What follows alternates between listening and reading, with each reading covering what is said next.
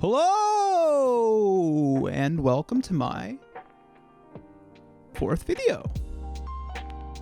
We're now a month into this YouTube venture of mine, and I've already reached the most important number of subscribers a creator can have. So thank you, but hey, consider subscribing anyway if you haven't already, so we can hit the second most important number. Nice. This week, we're delving even deeper into the 90s, as you can already tell from the title of the video, but also based on the shirt I chose to wear. I could waste your time with some long-winded sentimental intro about how I miss the days of old, but I'm not going to do that this time. I know what you want. You want that nostalgia hit directly into your veins. You're fiending. You practically got your arm tied off already, so let's get straight to the countdown, you junkie. The first item on our list is Sock'Em Boppers. Sock'em Boppers, Sock'em Boppers, more fun than a pillow fight! Who didn't love these things? They had a killer commercial and a killer name. Well, until Rock'em Sock'em Robots sued the pants off them and they had to change the name to Soccer Boppers. Just not as cool. I had no idea when I originally filmed this video, but they also redid their commercial with the exact same blocking and shots, but like 50% less production value. So strange. These things were a danger to children, and I honestly have no idea how they stuck around from their initial run in the 70s all the way to the late 2000s. Surely there's a kid out there with some serious brain damage by now. Your uncle doesn't work at Nintendo, you little fucking nerd! Ow! Despite that long lifespan, however, they were only super popular in the 90s, and that's when I had mine. I was an only child, so I spent most of my time alone in my basement training with these things like I was fucking Mike Tyson. I was waking up early to start working out before my opponents even got out of bed, just so I could have an advantage. This montage of training excellence would culminate in one of your cousins coming over to visit, where you would then just absolutely knock them into next week. Just clean out cold on the basement floor. That poor kid had no idea what they were getting themselves into.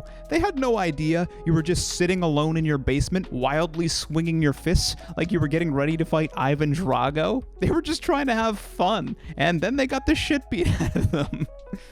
What a time to have been alive. Let's jump to something a little less dangerous now and talk about the magic mitt. The awkward Velcro discs you were supposed to attach to your hand and try to catch tennis balls with. Why not just buy a baseball glove instead? Well, obviously those didn't have a deeply radical 90s color scheme, you idiot. These things were awful. You had to practically be standing 5 feet apart, or else the ball would just bounce off your literal shield. You know, those things that are designed to bounce things off of them? They're completely flat surfaces. Any intense sort of impact just leaves you with a loud smack and a lost ball. And if you were extra unlucky, sometimes these things would just break clean in half. Even if you were fine playing catch 5 feet away, underhand tossing, these things would stop working pretty quickly anyway, because they would get covered in dirt and tennis ball fuzz, and then there was nothing to cling to. The ball would just sadly roll onto the ground. What a waste of money. At least they look cool. Moving along, we're dipping our toes back into the realm of danger on this next one. We're going to talk about moon shoes. Moon shoes, jumping up and down like a kangaroo. If you're unfamiliar, this toy basically involved strapping giant pieces of plastic and rubber bands to the bottom of your feet and then trying not to break your ankles. The whole idea of these things were that standing on some rubber bands suspended above the ground would somehow make you feel like you were walking on the moon. But obviously it didn't feel like that at all. It just felt like you were precariously perched on top of some cheap plastic. They were incredibly hard to walk in and incredibly painful as well. If you owned a pair of these and didn't injure yourself, you should consider a career in gymnastics or free running, because you've got some natural talent there. I remember my cousins had a pair of these things, and in a moment of pure 6-year-old ecstasy, I strapped them to my feet in their basement, thinking I was about to know what it was like to walk on the moon. I thought I was going to be Neil Armstrong. But after one jump, exactly one jump, I immediately rolled my ankle and started crying. What a death trap. Back in the realm of safety, let's talk about our first and only board game on the list. Put the pieces into the slot, make the right selection. perfection. But be quick, you're racing the clock. Wow! Goes perfection. Perfection's the race to beat the clock. It's the race to beat the clock! Perfection had easily the best commercial out of any of these toys. Sock'Em Boppers were a close second, but they just can't compete with this wink yahoo looking ass announcer just absolutely pumping me up. The game's concept is pretty simple. You have to fit all these tiny little yellow puzzle pieces into the game board before the timer counts down to 0. But if you're not quick...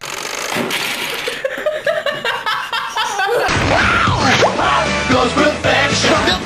The game itself was all well and good, but my biggest memory with this thing is probably something absolutely none of you can relate to. When I was little, I had a real problem with brushing my teeth. I had undiagnosed ADHD, and asking me to sit still and do something boring for 2 minutes was like waterboarding for young Taylor. I would honestly try to brush for the recommended 2 minutes, but I would count so fast that I would be done in like 30 seconds. And this was way before the time of those Jonas Brothers toothbrushes that would play you a sick song to signal you when you could stop. What was my mom's solution?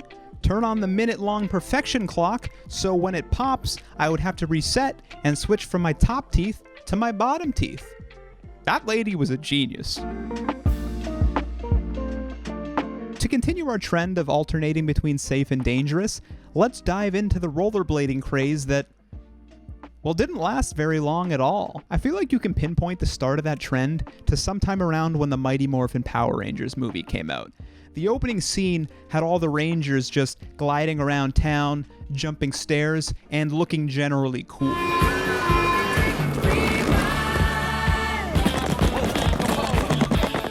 As a Canadian, the best part about this craze was road hockey was now a lot more like ice hockey. Well, except for the fact that instead of falling and sliding across the ice, you were now scraping all of the skin off your elbows, but besides that, closer. However, this newfound fad just wasn't meant to last. As I've heard Bill Burr point out a dozen times, all it took was one homophobic joke, and that spelled the end for rollerblading. Seemingly overnight, we were back to running around and playing hockey in the streets in our skate shoes. A real downgrade to the game. But hey, while we're on the topic, I'll give my fellow Canadians a bit of their own nostalgia. The sound of someone yelling, "Car!" followed by the scrambling of tiny feet to carry the nets out of the road while some disapproving Karen glares at you through the windshield of her car in a huff. This next entry is a 2-for-1 kind of deal. I wanted to talk about robotic pets in general, but there's just so many of them. So instead, I narrowed it down to poo-chi and Furby. I personally never owned a poo-chi, but I remember my cousin Trevor having one, and they were just awful. All they would do was bark loudly through that terrible toy quality speaker and fall over constantly. But that was enough for the 90s, because I remember thinking this thing was cool as hell, and so did my cousin. At least they had those cute heart-shaped eyes, unlike the Furby, who had the analogous peepers of Lucifer himself. My sister had a regular Furby, and I had the baby version, and for whatever reason, I absolutely loved that thing. I would just listen to the dulcet tones of it begging me for food in its horrible voice, and then love the hell out of it when it thanked me. I'm sure it was a completely different story for my parents, because you can only hear the same 30 lines of dialogue so many times before you start to go insane. Thank God I lost interest in mine before its batteries started to die, because I don't know if you've seen one of these on its last legs, but it develops this creepy, distorted, and gravelly voice like it's a demon, and its eyes start to blink all slow. You could make a horror movie just out of that footage. Thankfully, I never experienced it firsthand, because I was already afraid of the dark, and if I heard that coming from my closet, I might have just jumped out the fucking window.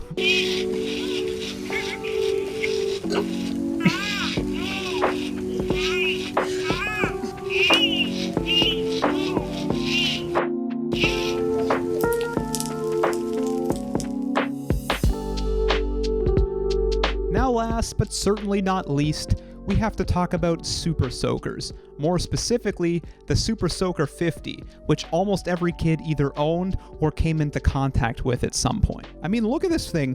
There's no way you don't remember this exact model. It has such a charming and memorable color scheme. It was all well and good when everyone carried around this guy in their backyard battlefields, but there was always that one rich kid who would buy a fucking bazooka and try and take your head off with it. Call me crazy, but I always preferred fair fights back in the early days. You know, the kind of fair fights where the older kids would chase down the younger kids and back them into a corner while they beg for mercy as you absolutely blast a stream of water directly into their ear and potentially give them an ear infection from the scummy pool water at your friend Tim's house.